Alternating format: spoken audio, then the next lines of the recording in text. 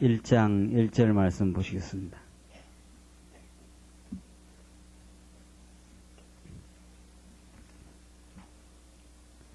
구약성경 민수기 1장 1절 말씀입니다. 이치하신 줄 알고 봉독 드리겠습니다.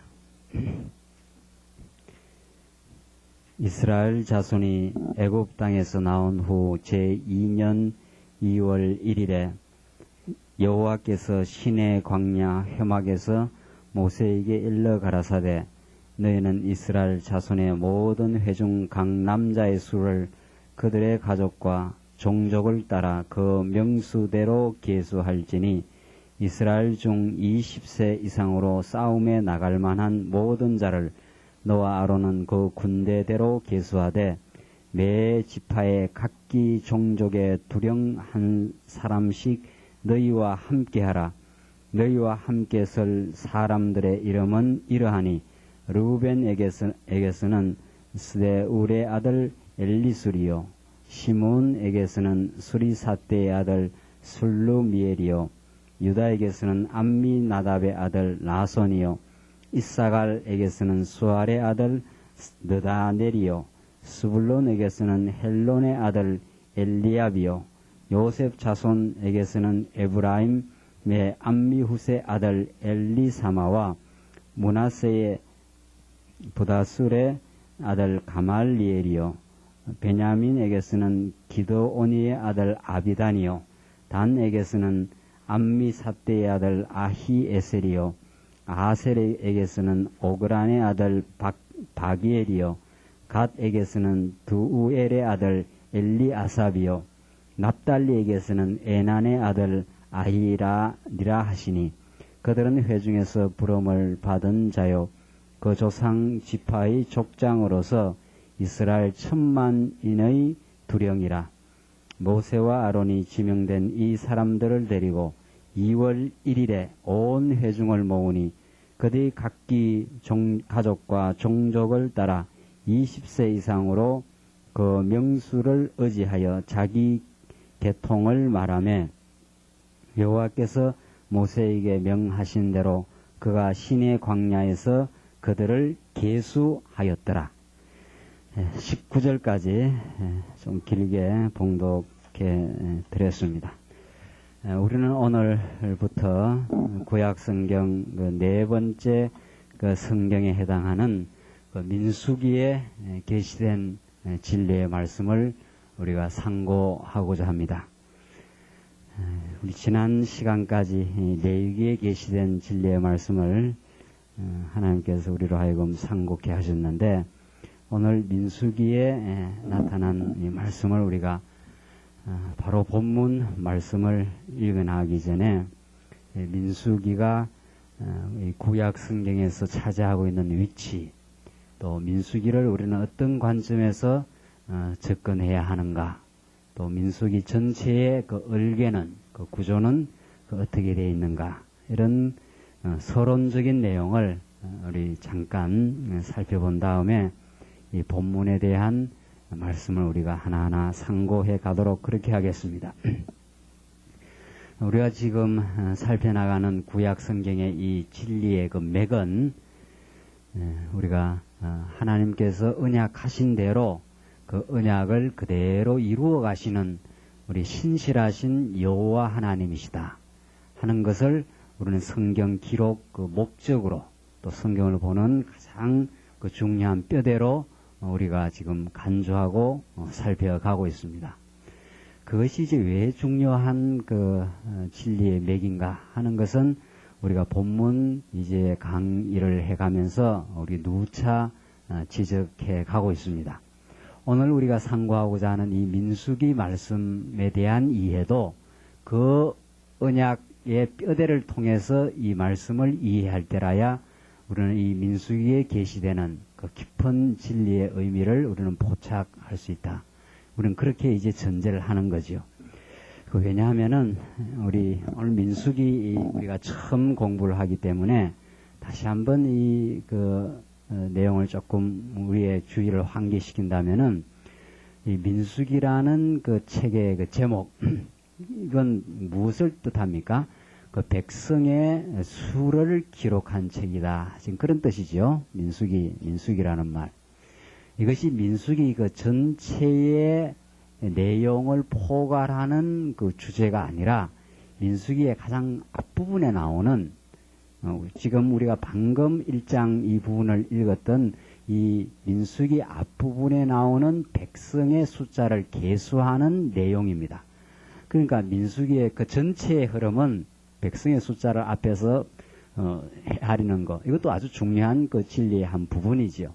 그러나 민수기의 대부분의 내용은 그 백성들의 숫자가 이러이러하게 60만 대군이 되었는데 하나님께서 그 60만 대군을 이제 시내 산으로부터 이제 가나안 동편 땅까지 인도해 가시는, 왜?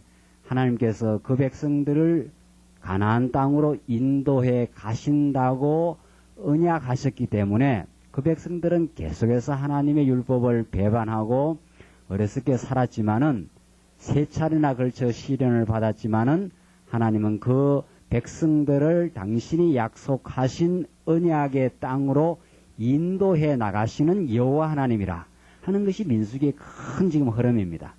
그렇기 때문에 이 민수기라는 제목은 민수기의 사실은 그 전체를 포괄하지 못하는 제목이죠. 그래서 우리가 창세기, 출애굽기, 레위기, 민수기라는 것은 그 책의 주제를 부각한다기보다도 그 책의 가장 앞부분에 나타나는, 창세기도 세상 창조하는 기록이 창세기 1장, 2장에 나오지 않습니까? 그러니까 이 성경을 이제 묶은 사람들이, 후대에 묶인 사람들이 이 묶으면서 성경의 가장 앞부분에 나오는 특징을 제목으로 이제 부과를 시켜 놓은 거죠. 무슨 말인지 아시겠죠?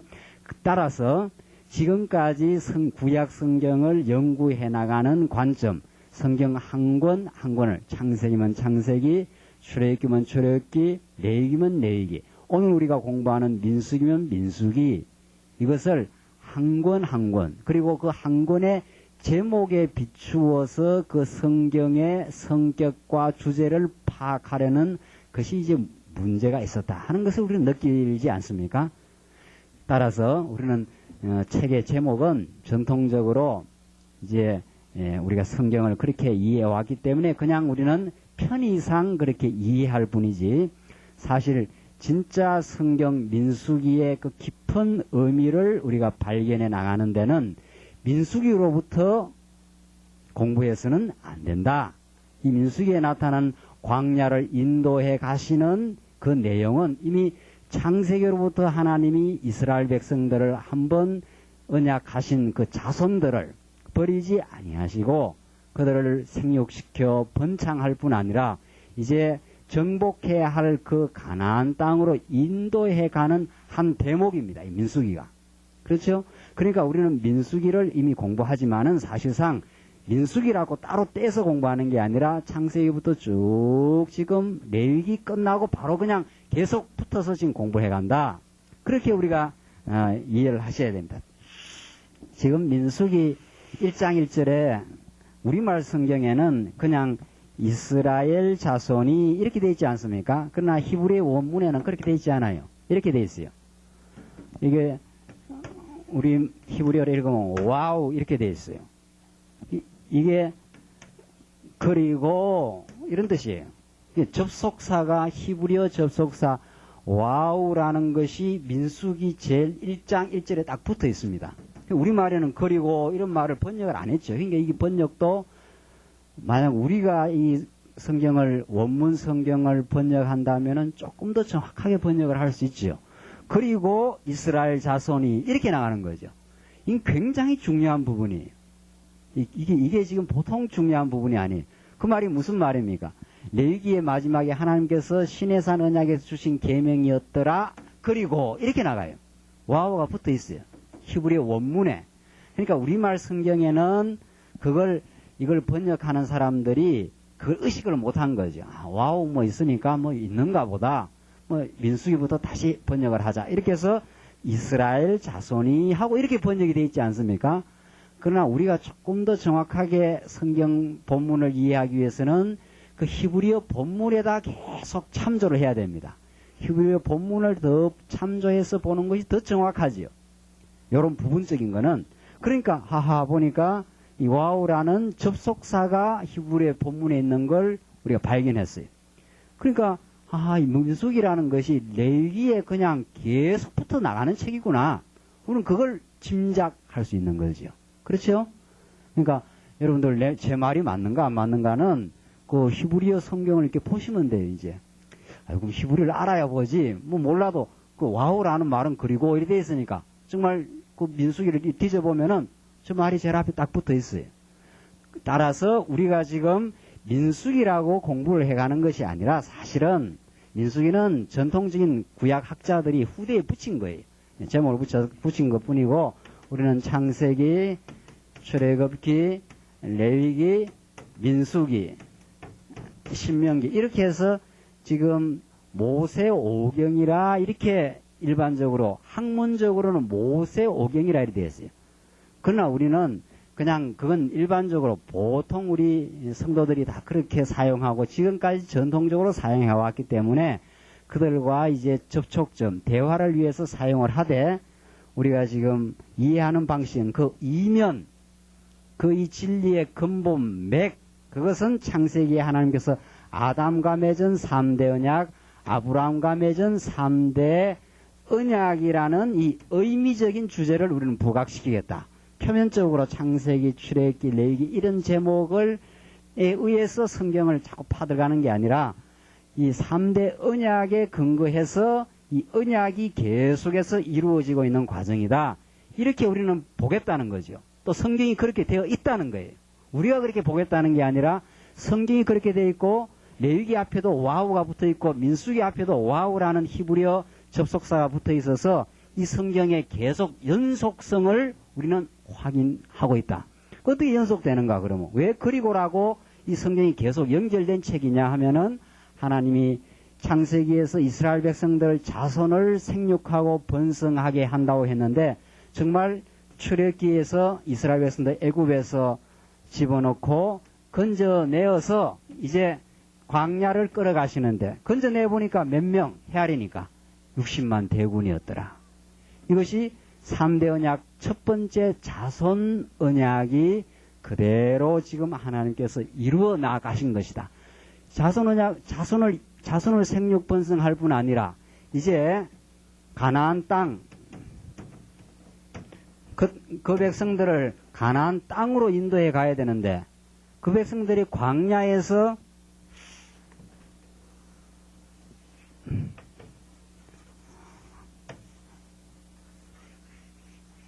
이 가나안 땅이 이게 애굽이죠.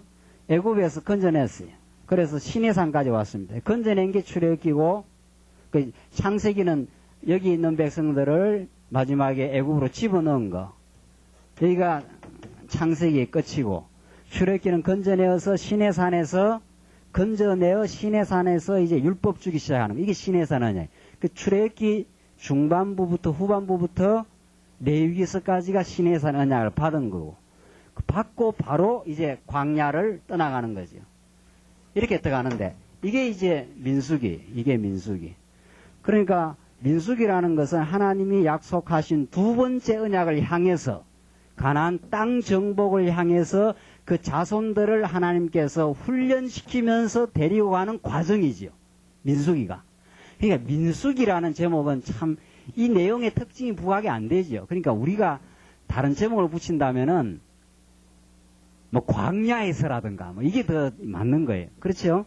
이스라엘에서 언약 백성 삼으신 백성은 반드시 어디까지 가나안 땅까지 하나님이 어떤 일이 있어도 어떻게 해요? 인도해 가시는 누구다? 여호와 하나님이다. 왜 그렇게 인도합니까? 이스라엘 백성들이 잘나서 인도합니까? 이스라엘 백성들이 의롭게 살아서 인도합니까? 하나님 잘 섬겼기 때문에 인도합니까? 그게 아니라 어땠기 때문에 누구하고 언약했기 때문에 예, 아브라함과 창세기에서 아브라함과 이삭과 야곱과 하나님이 언약했기 때문에 그 언약에 신실하신 하나님이 그 백성들을 반드시 이끌어 가시는 여호와 하나님이라 하는 것이 민수기의 주제예요.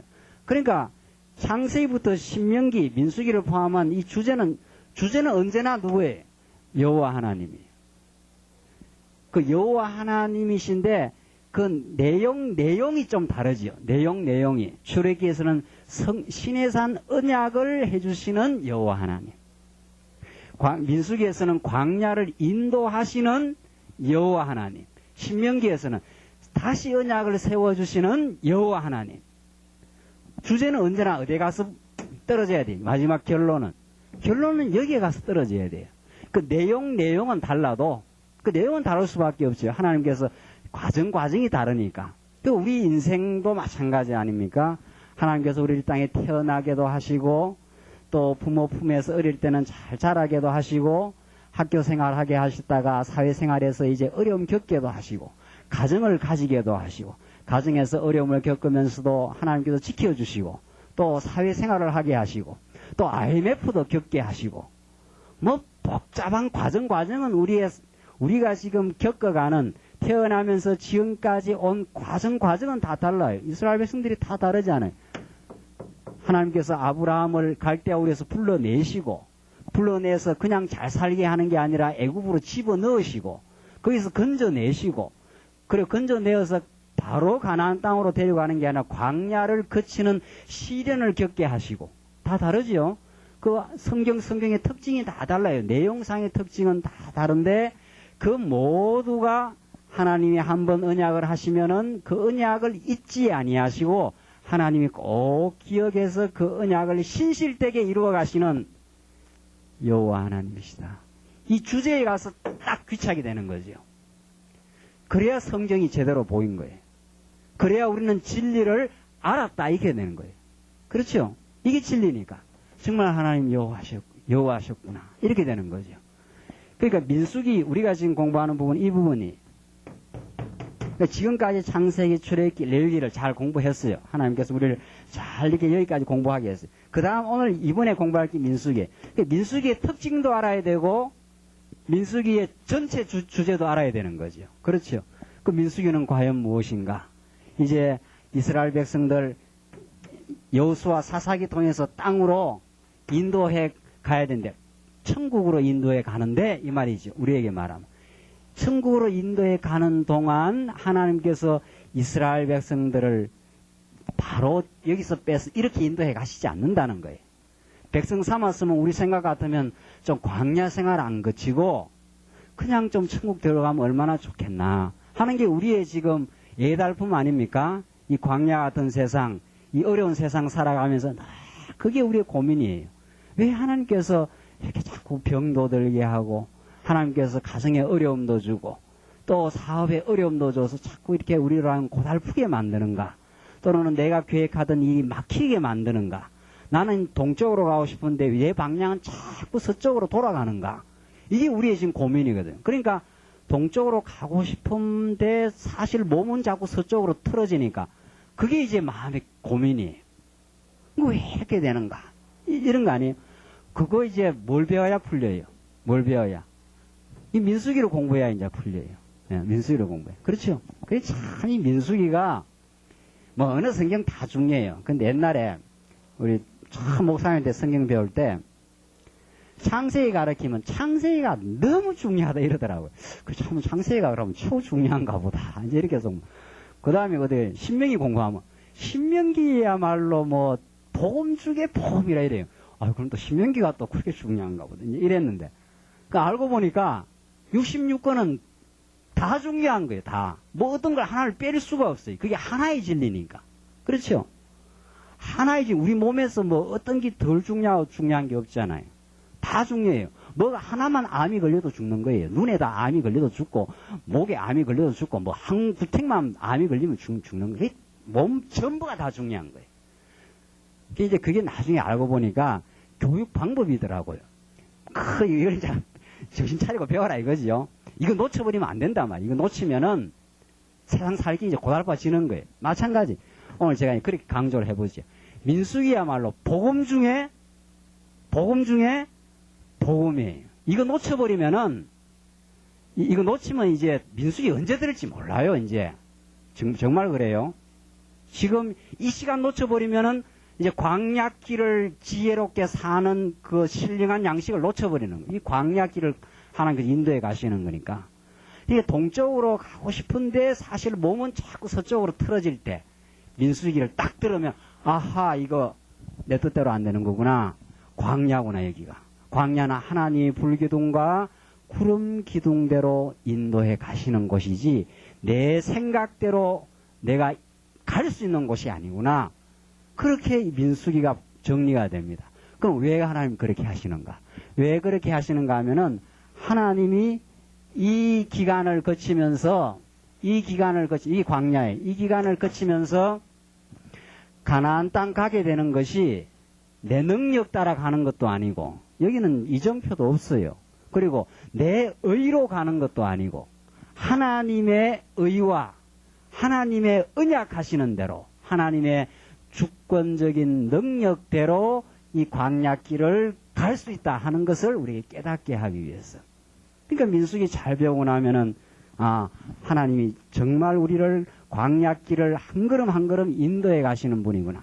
내 계획대로는 안 돼도 하나님 인도하신 계획대로 하나님이 계획하신 그 길을 따라서 지금 진행이 되고 있구나. 그래서 기필코 하나님이 약속하신 가나안 땅까지 그 소망의 땅을 그쪽으로 가게 돼 있구나. 자, 그런데 여기서 중요한 것은 보십시오. 만약에 하나님께서 이곳을 이걸 뭐라 그래요? 광야라 그러고 이걸 가나안 땅이라 그러고 가나안 땅은 이 젖과 꿀이 흐르는 땅이에요. 심지도 안 하고 여기는 막 젖과 꿀과 포도주가 정말 물된 동산에서 에덴 동산처럼 그 결실이 풍성한 곳, 먹을 것이 풍성한 곳, 짓지 아니하는 집과 이스라엘 백성들이 수고하지 아니한 그 모든 좋은 것들이 다 있는 곳이 이게 가나안 땅이. 광야는 어떻습니까? 광야는 물 한 모금 없는 곳, 사막지대, 불뱀과 정갈이 득실거리는 곳, 대적이 언제나 앞에서 지금 쳐들어오는 곳, 땅바닥에는 전부 갈라져가지고 풀뿌리 하나 나지 않는 땅, 그런 곳이. 이게 하나님이 만들어 놓은 곳이. 그러니까 광야, 애굽보다 어떻습니까? 광야가 어때요? 상대적으로 비교를 하면은 어디가 더 힘들겠습니까? 어디가? 여기가 더 힘든 곳이에요. 여기가. 여기도 힘들긴 힘든데 이스라엘 백성들이 광야를 가면서 거쳐가면서 항상 어디로 가고 싶어 해요? 애굽으로 가자 그러잖아요. 애굽으로 가자. 조금만 힘이 들면은 애굽 가겠다는 거예요. 이스라엘 백성들. 왜 모세 너가 우리를 여기까지 데려와서 광야에서 죽게 하는고 이렇게 하거든요. 불평의 내용이 그거예요. 왜 이 광야에 데리고 왔느냐 이 말이에요. 우리를 가나안 땅으로 빨리 인도를 하지 왜 광야로 데려왔느냐 그 말이거든요. 그 말은 애굽은 뭐는 그래도 보장돼 있어요. 먹을 것은 보장돼 있어요. 여기는. 거기 가면은 뭐 부추도 먹고 뭐 그러지 않아요? 뭐 마늘도 먹고. 여기는 먹는 건 보장돼 있고 고생은 직사게 하는 곳이. 여기는 고생도 하고 먹는 것도 없고. 먹는 건 어디서만 내려오고? 하늘에서만 내려와요. 하늘에. 그러니까 어차피 고생스러운 거라면은 인간 생각에는 어디가 좋다는 거예요? 애굽이 좋다는 거예요. 그래서 이스라엘은 자꾸 애굽으로 돌아가려고 해요. 애굽으로. 그러니까 하나님은 광야를 그렇게 어려운 곳으로 만들어 놨어요. 그리고 하나님의 능력을 믿지 않고는 여기는 참 살기가 고달픈 곳이. 그리고 하나님이 주시는 하늘의 만나가 아니면 살 수 없는 곳이에요. 아예. 그러니까 예수 믿고 나서부터 이제 고생길이 열린 거예요. 그러니까 예수 믿고 나서부터. 그러나 특히 이 말씀 듣고 나서부터는 이제 고생길이 열렸다. 이렇게 생각하면 뭐 틀림없는 거예요. 틀림없어요. 이거는.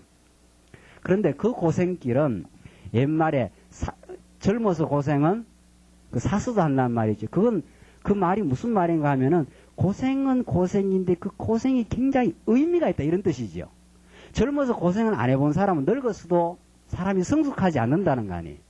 고생을 많이 해봐야 고생을 통해서 터득된 게 있기 때문에 그 고생을 통해서 지혜도 생기고 고생을 통해서 자기 근신도 생기고 고생을 통해서 남의 고생도 깊이 이해하는 인격의 성숙도 생기고, 그러니까 젊어서 고생은 사수도 한다고 그 사람들이 경험학상 그런 말을 했는데, 그러니까 뭔가 예수를 안 믿어도 고생은 고생인데 이게 해보고 나면 뭔가 몸에 뭐가 남는다는 거죠.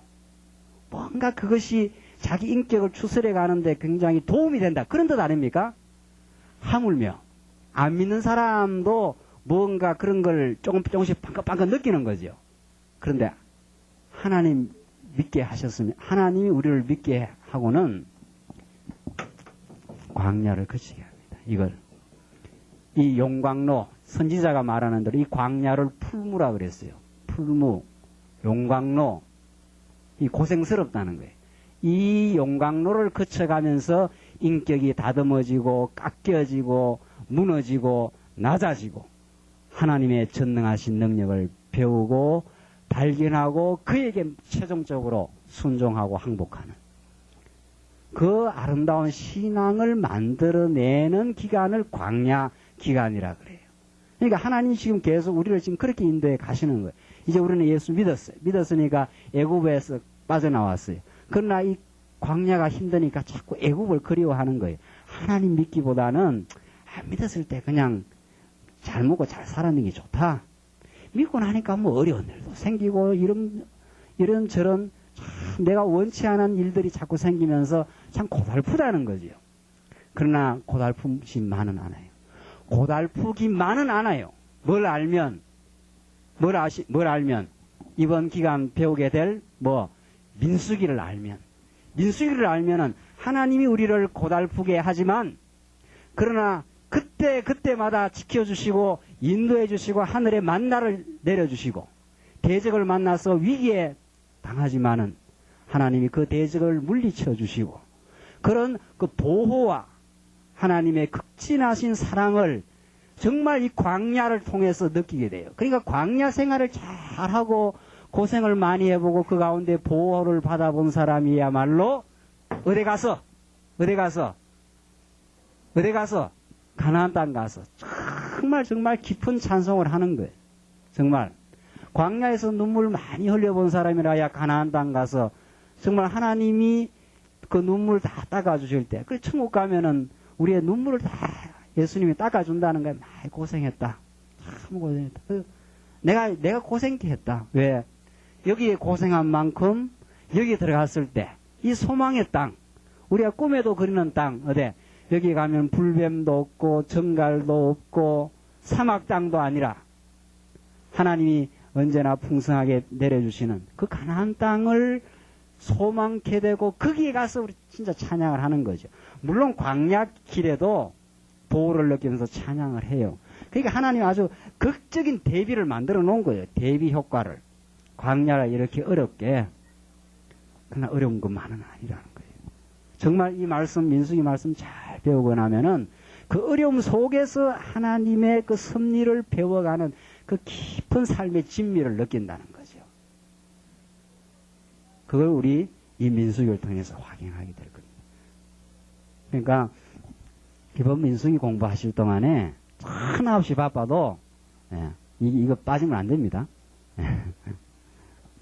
혹시 정말 어쩔 수 없이 빠지게 되면은 그 전주에 했는 테프를 듣든지 비디오를 듣든지 해서 정말 민수기에서 잘 한번 공부하셔서 정말 이 거친 세상 우리 지금 살아가고 있는데 정말 이 말씀에 힘을 얻어서 어떤 고생이 있어도 고생을 다르게 생각하면서 고생을 의미있게 생각하면서 고생 속으로 오히려 뛰어들어가면서 하나님 배우는 그런 정말 강인한 그런 신앙이 이번 기회에 생겨났으면 하는 것이 이 강의자의 이 바람입니다. 자, 우리 민수기 이제 그런 입장에서 우리는 보겠다. 지금 민수기의 위치가 여기다. 하나님께서 민수기 자체를 딱 떼고 보는 게 아니라 하나님이 언약하셔서 언약의 땅으로 인도해 가시는 과정에 그 자손 언약 성취 섭리니까 여기가 자손들을 지금 훈련시키는 과정이다. 강하게 만들어가는 그런 과정이다. 우리는 그렇게 지금 정리를 일단 했습니다. 자, 그러면은 이제 민수기의 전체 그 골격을 한번 보십시다. 민수기의 전체 골격을 보겠습니다. 민수기는 제3절 이렇게 되어 있어요. 3절. 뭐라고 되어 있습니까? 여러분들 교재 143페이지 보시면 광야 시련과 교훈입니다. 광야.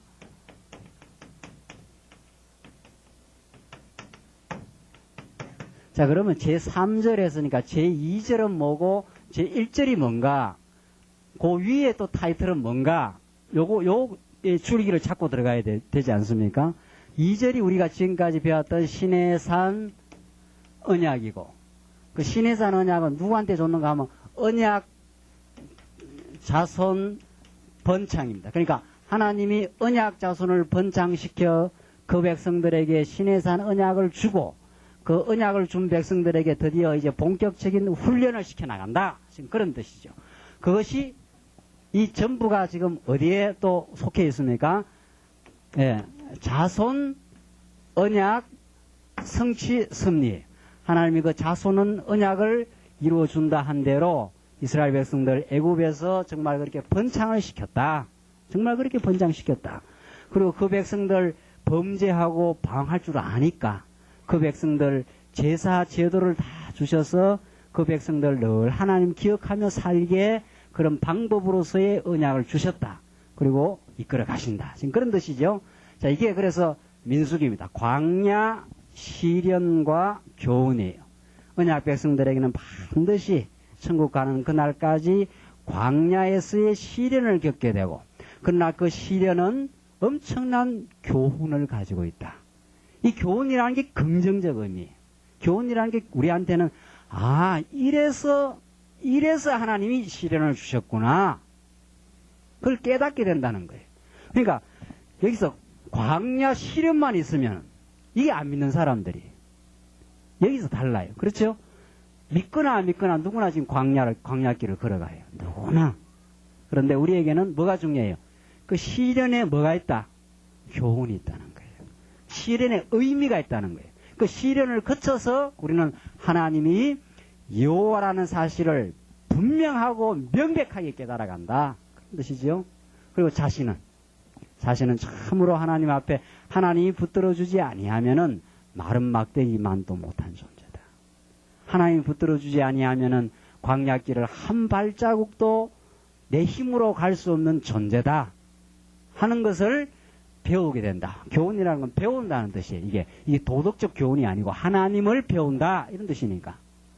이제 민수기에서 이제 그 의미를 파악해 들어갈 수 있겠지요. 그러니까 민수기 전부가 그렇게 되어 있어요. 전부가. 그러니까 한 절 한 절로 읽어 나가면서 이걸 지금 배우는 거죠. 자, 그러면 그 1절의 첫 번째가 뭔가 보십시다. 첫 번째가 광야 생활의 준비입니다. 광야 생활의 준비. 그러니까 하나님께서 어떤 일을 행하실 때는 반드시 하나님이 언약 백성들에게 준비하고 어떤 일을 이루어 가기 위해서 하나님께서 다 미리 다 배려하시는 그 작업들이 있습니다. 그게 첫 번째 광야 생활의 준비입니다. 두 번째가 뭔가 우리 윤곽을 아셔야 되니까 시련과 세대 교체. 시련과 세대 교체. 자, 세 번째까지 다 적어놓고 설명합시다. 세 번째가 뭐죠? 이제 교훈이죠. 교훈. 예. 교체된 세대를 교훈한 거죠. 교체된 세대 교훈이. 자, 성도님들 보십시오. 요 내용을. 그러니까 이건 뭐 애울 게 없어요. 제목이 생각 안 나면 여러분들 교재를 탁 열어보시면 되고. 중요한 건 이 의미를 이제 우리가 의미를 이해해 버려야 돼요. 이해. 그러니까 성경은 외우는 게 아니라 외운다는 것은 기계적으로 자꾸 하는 거. 그거는 그 알아놔봐야 그 자기 인격하고는 관계가 없지요. 성경은 이해를 해야 돼요. 이해하고 더 나아가서는 체득을 하게 되는 거죠. 우선 뜻이 그렇구나 그런 뜻이구나 하는 걸 이해해야 되고 이치를 터득을 해야 되고 알아야 되고 그 다음에 그건 삶의 과정을 통해서 이제 체득돼 갑니다. 정말 그렇다 이렇게 되는 거죠. 예. 그러니까 오늘은 이 자리가 이제 이해하는 자리지요. 이해할 뿐만 아니라 물론 광야길을 걸어가면서 지금 어려움을 겪는 성도님들은 그게 바로 체득돼요. 이해와 동시에 체득이 됩니다. 정말 그렇다. 내가 이렇게 어려움 겪었던 이유가 뭐 누구를 탓을 했거나 환경을 타들었는데 그게 아니고 하나님이 무언가 뜻이 있었구나. 지금 그렇게 이제 이해가 되는 거죠. 자, 민수기 보십시오. 첫째는 하나님이 광야 시련을 거치게 하는데 무작정 하지 않습니다. 참 이게 정말 이게 하나님이 얼마나 언약 백성을 자상하게 인도해 간다는 걸 알 수 있어요. 광야 앞으로 혹독한 시련의 땅을 거치게 하는데 40년 동안 하나님이 아무 대비책 없이 이스라엘 백성들 그냥 막 집어넣겠습니까? 그렇게 하지 않죠. 우리 육신의 부모도 우리 훈련시키고 할 때 그렇게 하지 않지요. 정말 매 때리고 교훈할 때 그 사전 준비가 있지 않습니까? 군대 집어넣을 때 다 잘 키워서 좀 튼튼한 놈 군대 보내지 나자마자 30살 되는 놈 너 군대 가라 이렇게 밀어붙이지 않지요. 그렇지 않습니까? 그런 것처럼 하나님이 광야 생활을 하게 할 준비 작업을 시킵니다. 준비 작업을. 그게 바로 우리가 오늘 이제 처음 배울 내용이에요. 어떻게? 대열을 정비하고 제사 제도를 레위서에서 가르쳐준 제사 제도를 다시 한번 시행케 하고 뭐 이런 준비가 있어요. 그러니까 그거 자세히 배울 겁니다. 그러니까 하나님이 광야 생활을 시키지만은 그 광야 생활을 능히 극복하고 전진할 수 있는 준비를 하나님이 하신다. 고달프지만은 그 고달픔을 거쳐서 자꾸 더 성장하도록 하나님께서 미리 준비해 놓으셨다. 이게 참 중요한 부분이죠. 자, 이 부분 우리 지금 공부해요. 그러니까 이게 우리 생활 가운데서 다 지금 되어 있는 거예요. 그러니까 굉장히 어려운 시련을 당한 우리 성도가 있는데, 우리 성도들 가운데. 그 성도는 그 이전에 그런 준비 작업을 시켜놓은 사람들이에요. 이 말씀 듣자마자부터 막 그냥 엄청난 시련 이렇게 오는 게 아니에요. 대체로 보면은. 벌써 이 말씀 듣고 이제 훈련이 어지간히 말씀에 대한 훈련이 됐다 싶으면 그에 합당한 시련들이 와요. 틀림없어요. 한번 보십시오. 이렇게. 그에 합당한 시련들이 와요. 그걸 또 디디고 넘어갈 수 있도록. 그러니까 무작정 하나님께서 막 그냥 시련을 주고 어려움 주고 그렇게 하는 게 아니에요. 그러니까 나는 참 시련이 없으니까 참 믿음이 좋은가 보다. 그렇게 생각할 것도 아니죠. 그러니까 하나님이 아직은 너 준비가 제대로 안 됐으니까 그냥 평탄하구나 이렇게 생각하는 게 더 정상이. 자, 그러니까 광야 생활의 어떤 준비 작업을 거쳐서 시련으로 이제 집어넣어요. 그 시련도 한두 분이 아니에요. 민수기에는 몇 번 나타납니까? 큰 시련 3번 나타나요. 3번. 이게 3세판이라는 거예요. 3세판. 참, 그러니까 하나님도 참 얄궂지요. 뭐 한 판만 하고 좀 지나가면 좋겠는데, 그걸 3차례나 한 번씩 거치니까. 3차례나. 왜? 3차례 좀 거쳐야 우리의 높아진 목이 한 번 꺾이고, 2번 꺾이고, 꽉 3번, 이렇게 꺾여야 3번 꺾여. 이렇게 높아지는데 한 번에 콱 꺾으려면 너무 뼈가 부러지는데 무슨 수가 날 거 아니에요. 그러니까 신명기서 보면은 신명기 8장에 보면은 내가 너희를 광야를 인도하신 것은 하면서 나와요. 너를 낮추시며 그렇게 돼 있어요. 너를 낮추시며 광야 인도한 이유가 너를 낮추시며 이렇게 돼 있어요. 첫 번째 목적이. 그러니까 낮추시며라는 것은 우리가 어떻게 돼 있으니까 높아져 있으니까 낮추시며 그렇게 하잖아요. 그러니까 우리가 예수 믿기 전에 높아져 있는 정도가 아니죠. 하나님이에요. 하나님. 자기가 신이에요. 자기 뜻대로 뭐든지 된다 그러고 말이죠. 뭐가 안 되면은 이건 또 딴 거라도 내가 내 뜻대로 한다고 말이죠. 그 자기 그 능력으로 사는 줄로 그렇게 자기가 다 생각을 했거든요. 염려하고 근심하고 그게 다 높아져 있는 그 참 어두운 그 질병들입니다. 염려, 걱정 같은 거. 자기가 얼마나 높아져 있으면은 걱정을 그리 다 하겠어요? 우리 인간이. 여러분들 자녀들 국민학교 다니고 유치원 다니는 자녀들은 그 높아진 애들이 아니거든요. 아무 걱정이 없잖아요. 걱정은 어디쯤 가면 하는가? 대학생쯤 돼가 이제 걱정하는 거예요. 사회 나가면 뭘 하나, 어쩌냐. 굉장히 이제 좀 자기가 뭐가 주인이 됐다 이거죠. 그러나 애기들, 갓난 애기들, 어린아이 같은 갓난 애기들은 부모님 절대적으로 의지해버리니까 염려 걱정이 없어요. 염려 걱정. 그 어린애한테 암이 안 걸리잖아요. 그 암은 염려하고 걱정하고 쌓여 하면서 암이 오는 거거든요. 어린애들은 그냥 천진난만하게 다 그냥 부모가 다 알아서 하시지 뭐. 걱정 자체가 없어요. 아주 어린아이가. 그러니까 예수를 가장 잘 믿는 사람은 가장 하나님 앞에 어린아이로 사는 거죠. 아버지의 아들로 사는 거니까. 그게 이제 시련. 그러니까 3차 시련을 거쳐야 높아져 있는 우리의 태도가 꺾여서 나중에 천국 가기 전에는 확 꺾이잖아요. 이제는 하나님 뜻대로 됩니다. 그러니까 이 시련이 얼마나 좋은 건지 몰라요. 이 시련이. 시련은 참으로 고달프고 그 당시에는 우리에게 아프지만은 그것이 우리에게 말할 수 없는 정금 같은 신앙을 만들어내요. 하나님만 의지하는. 그래서 하나님이 시련 주지 뭐 쓸데없이 시련 주겠어요. 쓸데없이.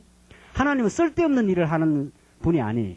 우리 인간들이 쓸데없는 일 그냥 뭐 만드는 것도 하나 착 만드는 게 아니라 그냥 이것저것 복잡하게 해가지고 왜 자꾸 쓸데없는 일을 많이 하나 그러죠. 하나님은 쓸데없는 일 안 합니다.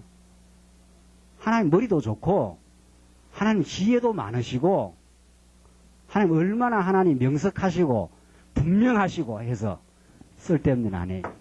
우리 삶의 시련은 의미 있는 시련이라. 그래서 세 차례의 시련을 겪으면서 세대가 교체가 됩니다. 세대가 교체돼요. 옛사람, 애굽에서 난 자들이 점점 죽어요. 한 차례 죽고, 두 차례 죽고, 세 차례 죽으면서 애굽에서 난 자들 다 죽어가고, 광야에서 새로 난 자들 딱 세알해 보니까 몇십만 명. 60만 대군이. 처음 나왔을 때 60만 대군, 마지막 60만 대군. 딱 그렇게 나와요. 그러니까 우리는 이 땅의 목적을 자꾸 밖에 보이는 것에다 둬요. 박세리, 와, 이거 뭐 최고다. 200억이다. 그러니까 세리처럼 또 키우겠다는 거 아니에요, 전부 다 사람들도. 하여튼 착각도 보통 착각이 아니죠. 아무나 박세리가 되는 게 아니거든요. 그거 다 체격 조건이나 타고난 재능이나 그런 게 있어야 그 되지. 박세리 해갖고 200억을 지금 돈방 쓰게 앉았다는 거 아니에요. 그렇게 되는 거 아닙니다. 참 다 우리의 목적, 안 믿는 사람들의 목적이 밖에 있어요, 밖에. 하나님의 목적은 우리 안에 있습니다. 우리에게 물질이나 명예나 권력이나 모든 이렇게 주시는 것은 또 주었다 뺏어가는 것은 내 안에 속 사람을 키우는 작업이에요. 세대 교체를 지금 해나가는 작업들이 세대 교체를 하나님의 목적은 우리 안에 있는데 우리는 목적을 밖에다 두고 있으니까 뭐가 조금 되면은 내 삶이 성공적이었다가 뭐가 좀 안 되면 내 삶이 실패자라는 거예요. 그 실패자라고 생각하니까 자꾸 이렇게 삶이 박력이 없어 느끼죠. 아니에요. 우리는 실패하는 삶이 없습니다. 다 성공이에요. 다. 어떻게? 하나님이 시련을 거쳐서 옛사람을 점점 죽게 하고 애굽에서 난 자, 하나님 모르는 자들, 하나님 불순종하는 옛사람 다 죽어요. 그 죽으면서 고통이 있지 않습니까? 예. 죽으면서 광야에서 새로 난 자들, 우리의 성령의 소욕을 하나님이 인정하고 이제 하나님만 소망 삼고 하나님 정말로 감사하고 그런 감사하는 마음으로 하나님 섬기고자 하고 하나님 섬기는 마음이 교회를 섬기는 것으로 나타나고 그런 속사람의 성장이 민수기예요. 그러니까 민수기에서는 광야에서는 하나님께서 준비를 시켜서 나로 하여금 시련을 시키겠구나. 이렇게 생각하셔야 됩니다. IMF만 지나면 좋아질 것이다. 이렇게 생각하지 마시고 그렇게 생각하면 안 됩니다. IMF 지나가면 또 다른 어려움이 또 와요. 어제 집사님하고 신방 가서 이야기하면서 그랬어요. 얘 애기 이거 고등학교 이거 들어가는 게 슈울 고생하면서 고등학교 못 가고 싶어서 고생했다는 거예요. 고등학교 들어가면 당장 또 뭐가 눈앞에 탁 닥칩니까? 예. 뭐 피하면 뭐 만난다고 대학교 관문이 앞에 콱 기다리고 있잖아요. 고등학교만 들어갔으면 해갖고 집어넣어놓으면. 대학교 들어가면 대학교 들어가면 더 큰 호랭이가 하나 부다 기다리고 있어요. 더 큰 호랭이가 하나. 이거 이제 시집장가 보내야 되겠네. 시집장가 이게 한두 푼으로 보내는 것도 아니고, 이 어려운 시대에.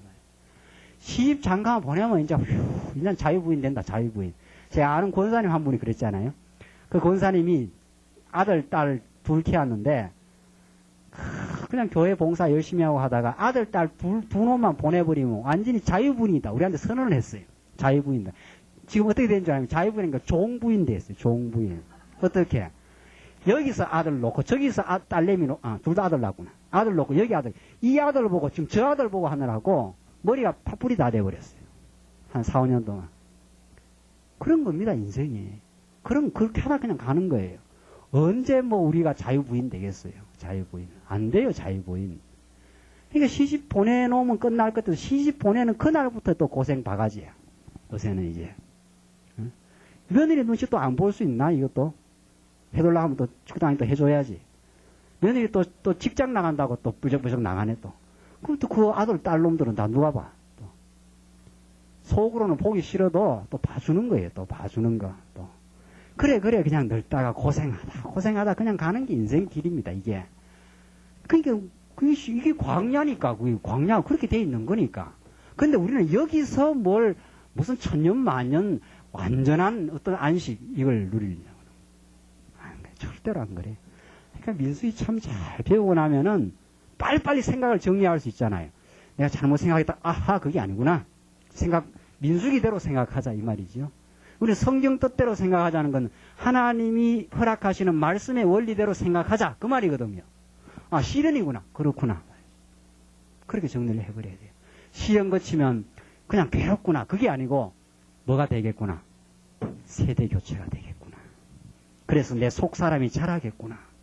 그래서 교체된 세대에게 하나님이 교훈하시는 내가 의미있게 너를 인도해 간다. 지금 그 말이거든요. 언약 백성답게 내가 이끌어가기 위해서는 내가 시련 안 줄 수 없다. 이게 하나님의 뜻이에요. 그냥 놔두면 하나님 자꾸 잊어버리고 사니까. 내 뜻대로 모든 일이 잘 돼 보십시오. 하나님 잊어버리고 사니까.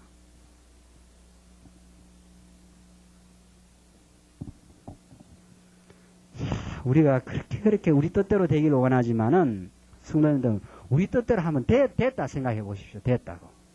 지금 하나님 믿겠는가 지금? 안 믿어요. 내라도 안 믿어요 지금. 제가 제 뜻대로 막 그냥 계속 이렇게 아프지 않고 빙빙 돌지 않고 제가 얼마나 빙빙 돌았어요. 지금 몇 바구나 돌았는지 몰라요 지금.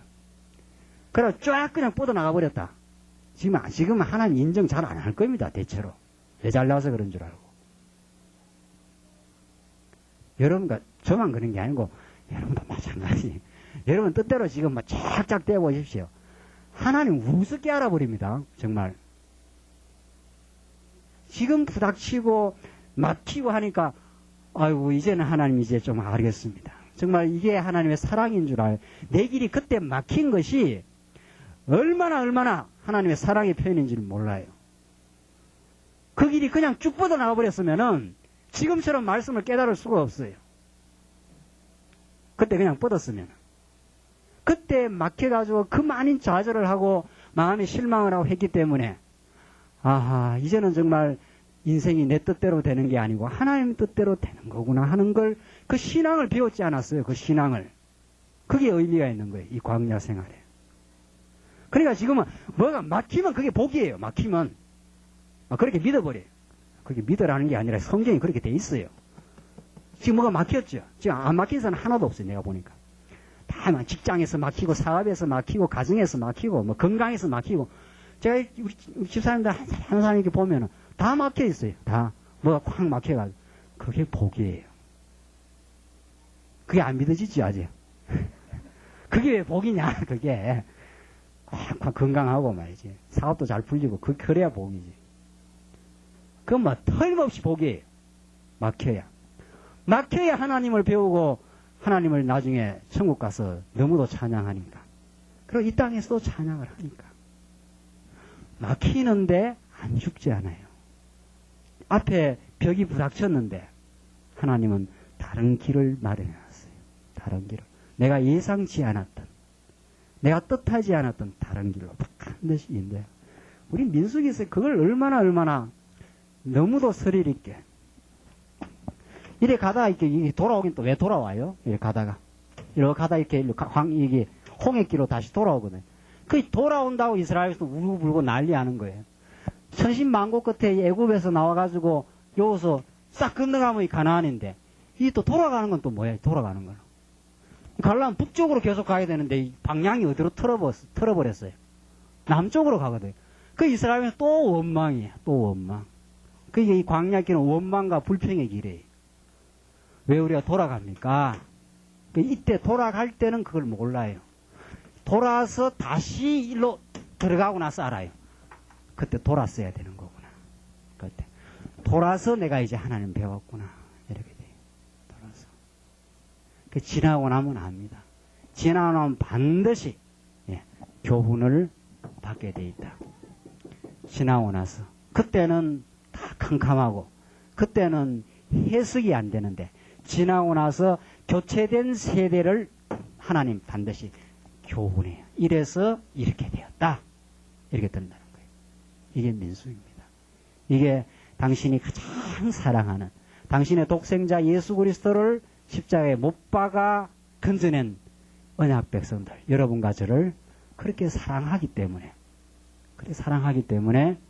하나님 광야 생활을 준비도 시키고 시련도 주고 시련을 통해서 옛사람 무너지게 하고 새사람을 살려낸 그 백성들에게 내가 너를 이렇게 애굽에서 인도내어 사랑했지 않는가?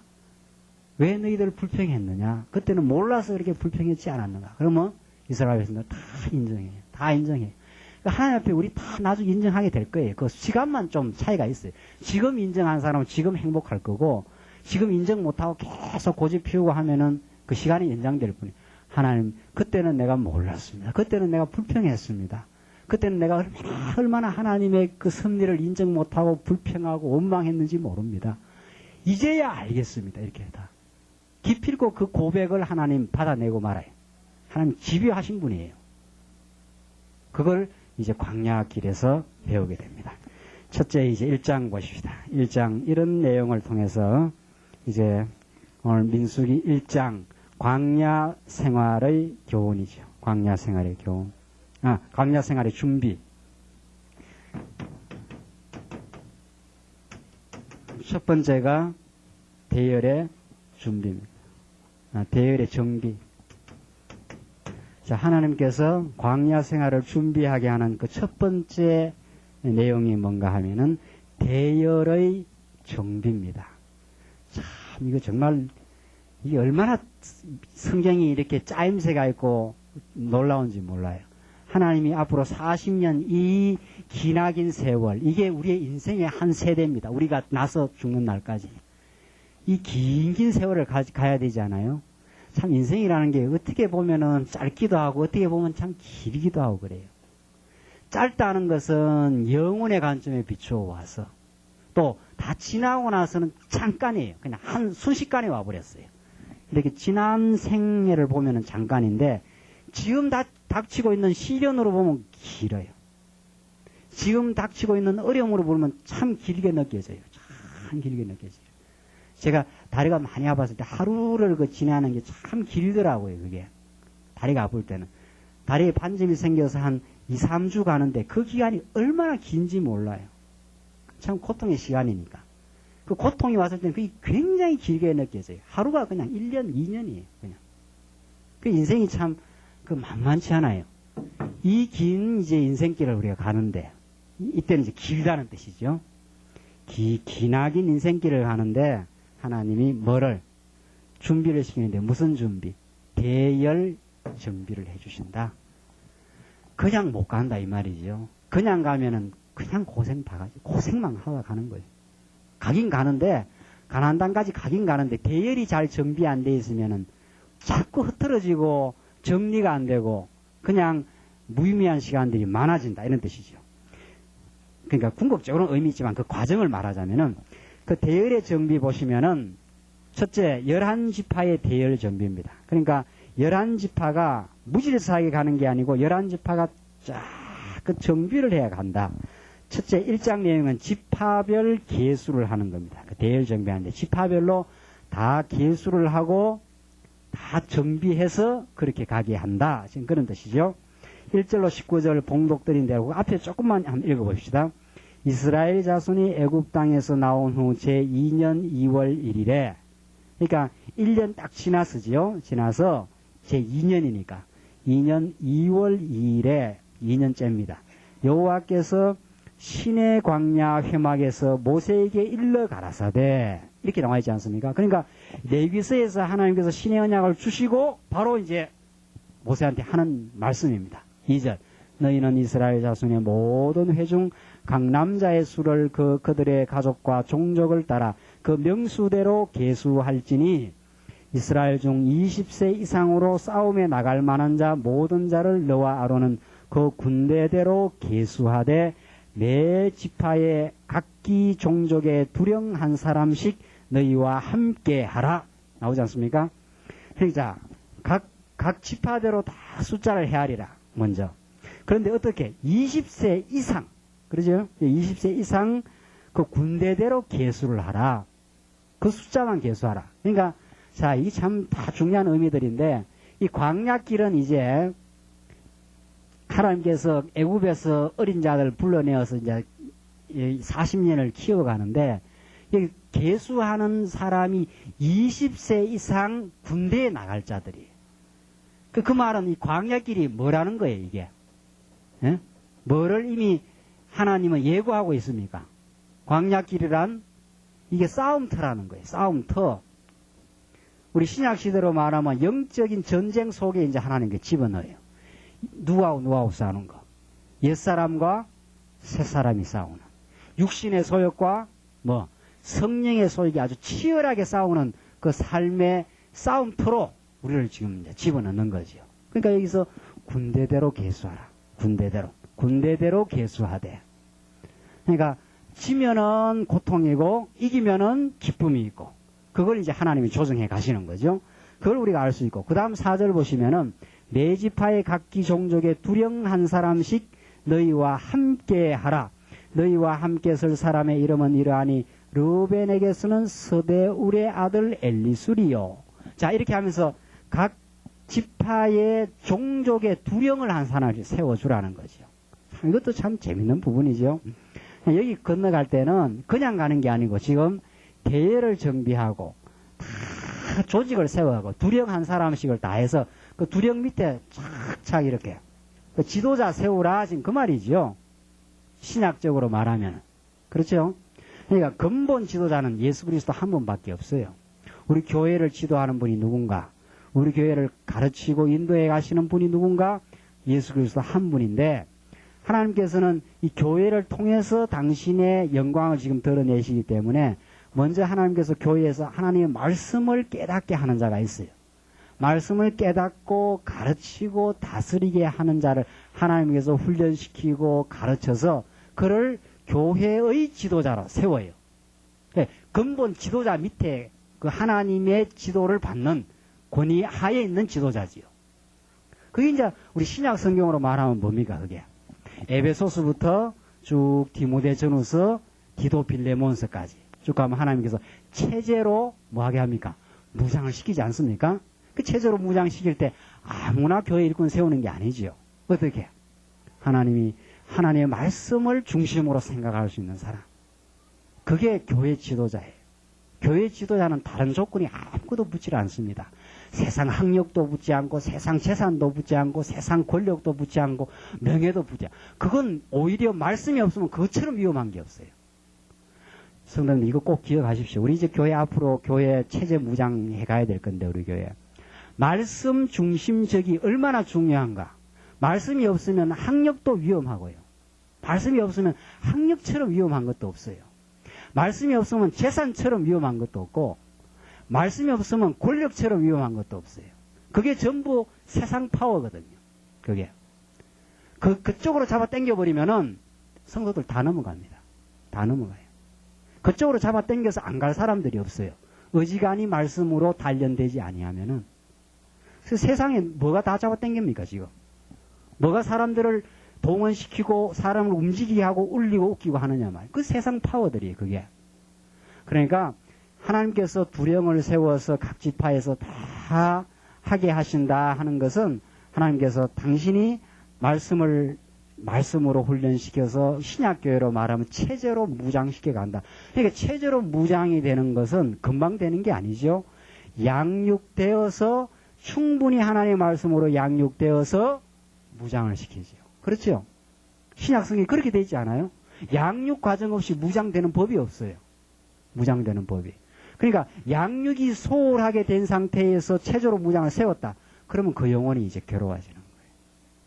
나는 그 목회자 가운데 그런 사람을 참 많이 봐요. 제가 총신 가수도 너무도 많이 봐. 그 사람들은 말씀으로 양육이 안 돼 있거든요. 그런데 신학교 들어오면서도 뭐가 돼버렸어요. 신학교 들으면서도 이 사람들은 전도사야. 성경 하나도 모르면서. 그러면서 이제 다른 사람한테 배우질 안 해요. 그 사람들은. 그 사람들이 그 영혼이 얼마나 부자유한 줄 아십니까? 얼마나. 그러니까 양육 단계를 차근차근 거쳐가면 하나님께서 자연스럽게 키워가시는데 그렇게 체제로 무장되어야 광야 생활에 뭐가 된다? 준비 작업이 되어간다. 그러니까 준비 작업 자체가 중요한 거예요. 우리는 뭐 시련 이거 되면 이걸로 넘어간다 이게 아니고 사실은 준비 작업 자체가 지금 우리가 계속 받아가고 있는 거죠. 예. 우리는 예수 믿고 이 말씀 들으면서 자꾸 말씀으로 양육되면서 자연스럽게 말씀을 먼저 좀 깨닫고 말씀을 잘 깨달아가고 또 연단을 받고 그리고 정말 말씀의 가치를 아는 그런 사람이 자연스럽게 교회의 지도자로 자라갑니다. 자연스럽게 돼요. 그러니까 교회의 지도자가 어떻게 양육되느냐 이거 교회의 앞날과 아주 결정적으로 연결되어 있어요. 교회의 지도자를 어떻게 픽업을 해가느냐 하는 것은 교회의 장래와 너무도 연관이 되어 있어요. 그러니까 이게 하나님 하실 일이죠. 뭐 우리 염려로 되는 게 아니라 자 그래서 지금 중요한 거는 하나님께서 광야 생활을 준비시켜 가는데 대열을 정비한다. 우선 대열을 조직을 잘 갖추게 한다는 거예요. 그러니까 우리 신앙생활은 대열 정비 없이 성숙한 신앙생활 안 된다. 이렇게 딱 생각을 하시면 되죠. 그렇죠? 그러니까 말씀 운동 초기에는 어떤 좀 현상이 있었는가 하면 말씀만 들으면 된다. 이랬어요. 맞아요. 진짜 말씀만 들으면 돼요. 어떻게 들으면 돼요? 어떻게?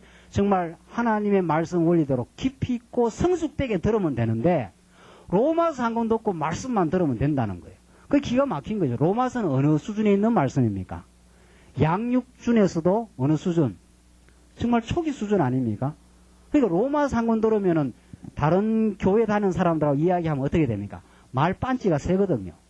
로마서 한 권만 제대로 들어도 뭐 다른 교회에서 지금 장로 권사들하고 게임이 안 되거든요. 이야기해보면 탁 들어보면 아이고 저 사람 빗나갔구나. 복음을 당신 압니까 모릅니까? 뭐 이렇게 나오는 거죠. 로마서의 복음을 당신 압니까 모릅니까? 이러면 막 대단한 거예요. 그러니까. 근데 그게 대단한 게 아니죠. 지금 워낙 딴 교회는 정말 말씀이 잘 안 들려서 그런 거고 그건 어쩔 수 없는 거고 이건 로마서 들은 거는 정말 이제 기초거든요. 기초. 거기서부터 차근차근 공부해 나가서 디모데 전후서 디도 빌레몬까지 가야 제대로 이제 정리가 돼 가는 거예요. 제대로. 그렇죠? 그렇게 되면은 교회를 소홀히 안 합니다. 신앙이 건전한 사람들은 건전하게 성숙해 간다는 건 우리가 다 자기 중심이에요. 그러니까 자기 중심이다 보니까 자기 좋은 대로 생각하고 처음에는 막 방종도 하고 그러는 겁니다. 어린아이들이 다 그러지 않아요?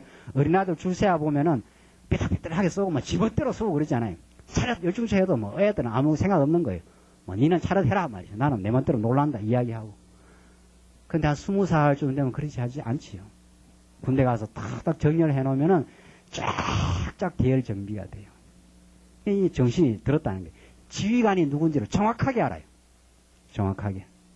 아, 우리 지휘관은 예수 그리스도고 말씀밖에 없다. 딱 그렇게 알아요. 사람 권위를 받아들이지 않는 거죠. 그 사람이 말씀으로 잘 가르치면 그 사람에게 이제 그 말씀으로 가르치는 사람을 우리가 따르고 순종하는 거죠. 말씀을 가르치는 사람. 그게 목사고 장로예요. 그게 목사고 장로. 그렇게 해서 대열 정비가 차근차근 되어 가면서 우리가 전부 이제 서로 의거하면서 드디어 광야길, 시련의 땅으로 들어가는 거예요. 이건 갈만한 거예요. 이거는 이제 엮어져 가니까. 서로 위로하고, 서로 상합하고, 서로 격려해주고, 서로 한 사람이 삐끄덕하면 옆에 사람이 탁탁탁 쳐주는 거죠. 한 사람이 흔들려도 옆에 사람이 부축해 가요. 그게 대열 정비예요. 그러니까 교회를 우리가 그러니까 교회는 우리의 생명이에요. 이게 생명줄입니다. 이스라엘 백성들에게는 성막이 생명줄이었고 성막주의로 다 붙었듯이 우리에게는 예수 그리스도가 참 생명이고 예수 그리스도의 지체가 된 이 교회가 그렇게 중요한 거예요. 교회가. 그래서 교회에서 서로 지체가 되어서 대열 정비가 돼 간다. 너는 어느 자리, 너는 어느 자리. 너는 목사가 되고 너는 집사가 되고 어떤 사람은 장로가 되고 어떤 사람은 권사가 되고 이렇게 해서 자기의 은사를 하나님께서 주시고 그 대열 정비를 해나간 그 내용이에요. 다시 4절 한번 보세요. 매 지파의 각기 종족의 두령 한 사람씩 너희와 함께하라. 너희와 함께 설 사람의 이름은 이러하니 르우벤에게서 스데울의 아들 엘리술이요 시몬에게서는 수리사떼의 아들 슬루미엘이요. 이렇게 한 사람 한 사람씩 다 뽑았어요. 다 구약시대 두령을.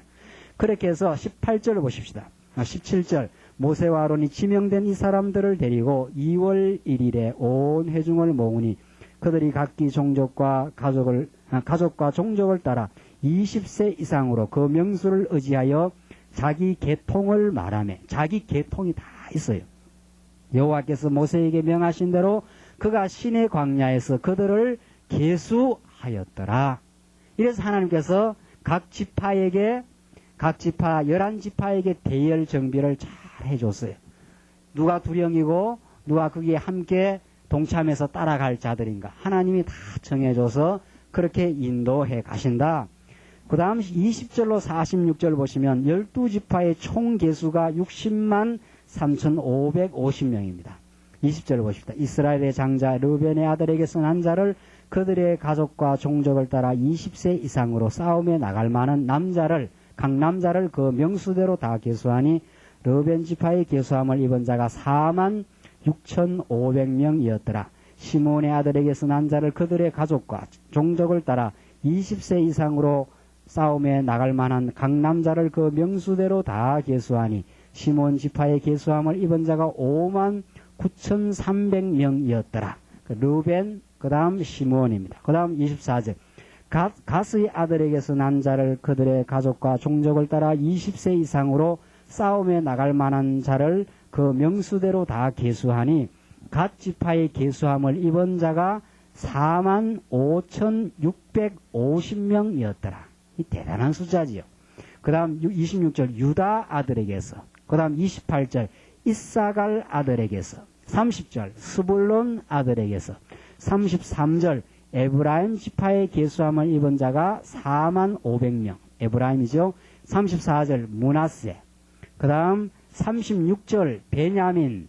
그 다음 38절 단의 아들에게서. 계속 나오지 않습니까? 40절 아셀의 아들에게서. 42절 납달리의 아들에게서. 자, 이렇게 나와서 44절을 보십시다. 이 계수함을 입은 자는 모세와 아론과 각기 이스라엘 종족을 대표한 족장 12인이 계수한 자라.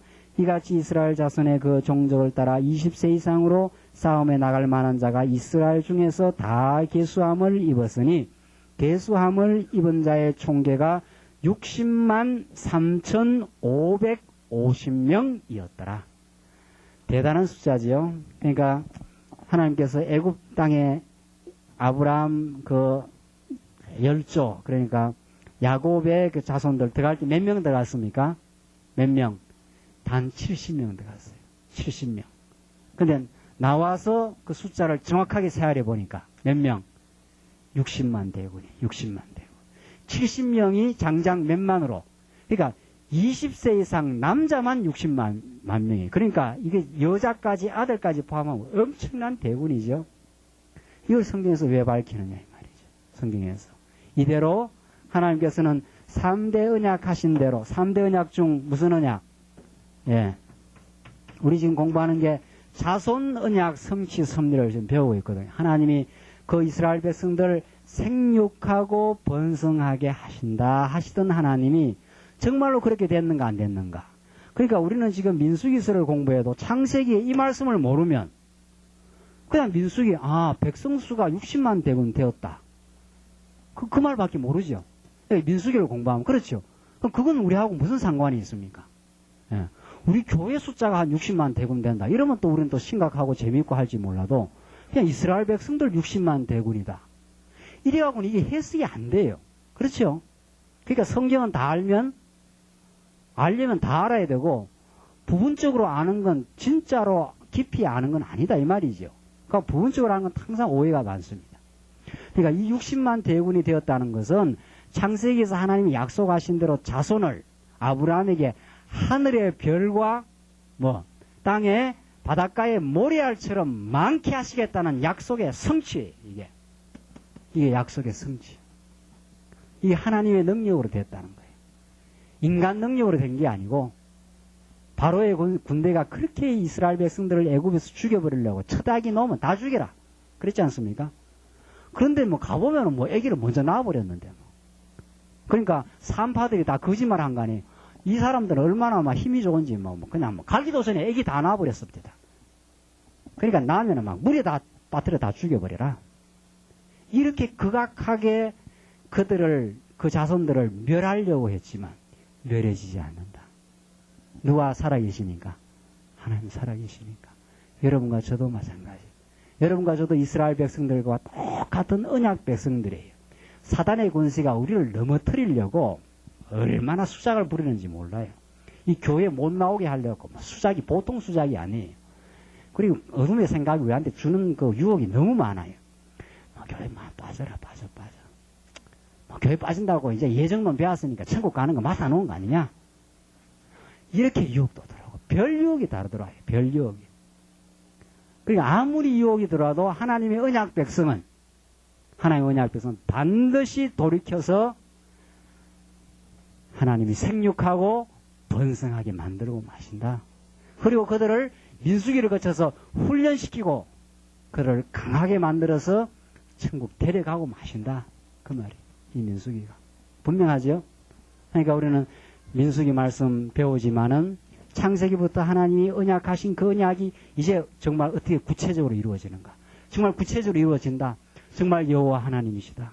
하나님 정말 우리를 사랑하심이 틀림없고 그가 전능하심이 틀림없다는 걸 이제 읽어나가면 계속 확인이 이제 읽어만 나가면 여기까지가 이제 그 문 입구까지 들어온 거예요. 오늘 1시간 내도록 사실은 이 다음 시간부터 읽어나갈 그 코스를 여기 들어온 거예요. 그다음부터는 쫙 읽어나가면 그러니까 여러분들 피곤만 하시고 저만 안 피곤하면 지금 그냥 쫙 지금 읽어나가면 맞다 이렇게 되는 거예요.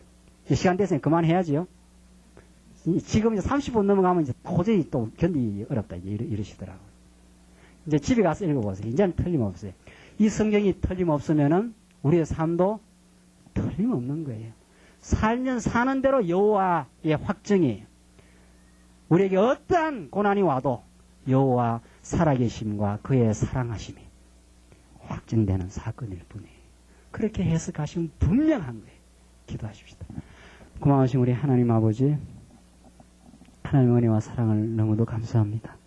하나님 붙들어 주지 아니하면 이 광야 같은 생활 너무도 방황하고 하나님 까마득하게 잊어버리고 우리의 욕심대로 우리의 계획대로 살려고 발부둥치며 얼마나 헛고생도 많이 하고 살아갈 저희들이지만 오늘 우리를 이렇게 붙들어 주어서 이 하늘에 이 신령한 진리의 말씀 듣게 하시고 깨닫게 하심을 너무도 감사합니다. 이 말씀 참으로 이해될 뿐 아니라 우리의 삶 속에서 깊이 있게 체득되어 이제 어떠한 일을 당하더라도 하나님 살아계심을 믿고 하나님이 우리 여호와 되시고 우리의 아버지 되셔서 우리의 모든 일을 책임지시고 끌고 가심을 믿어지는 그 믿음으로 이 거친 세상 승리하며 마음에 참 신령한 평화를 누리며 살아갈 수 있도록 인도하시옵소서.